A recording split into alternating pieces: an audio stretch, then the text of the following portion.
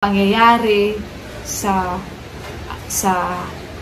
mga nagaganap. Talagang shocking din na sobrang daming naglalabasan ng mga mga maling information, mga maling balita.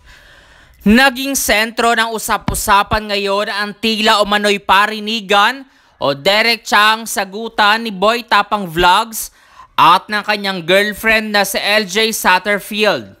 Matatandaan na featured pa noon ang dalawa nga sa Kapuso Mo Jessica Soho na talaga namang hinangaan ng lahat dahil sa wakas ay nahanap na nga ni Boy Tapang Vlogs ang kanyang prinsesa.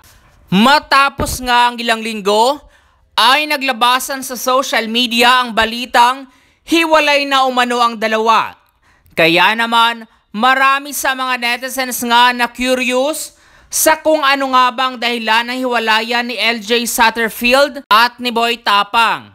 Hanggang sa naglabasan nga ang ilang issue, maging nga ang girlfriend na si LJ Satterfield ay nagsalita na.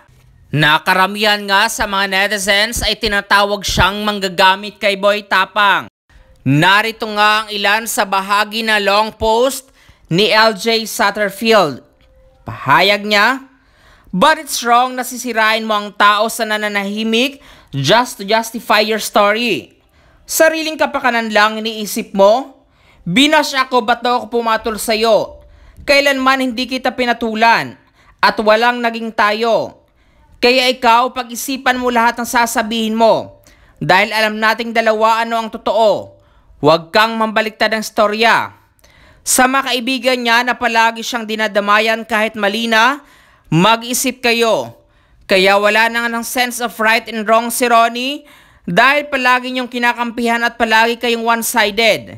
Wala na magsasabi ng hoy mali yan. At ayon umano o sagot sa mga nagsasabing ginagamit niya umano si Boy Tapang o si Ronnie para umano sumikat, ay nagkakamali umano sila. Dagdag pa nga niya, "Kahit pinipili mo ako gawin mga bagay na ayaw ko sana, pero for the vlog and content, I did my best to make it work. Palagi mo akong sinisiraan at inaaway sa harap ng mga kaibigan mo at alam nila yan. Dahil lang ayaw kong pumayag na sundin lahat ng pinapagawa mo sa akin. Yes, tinulungan mo ako mapalago ang channel ko.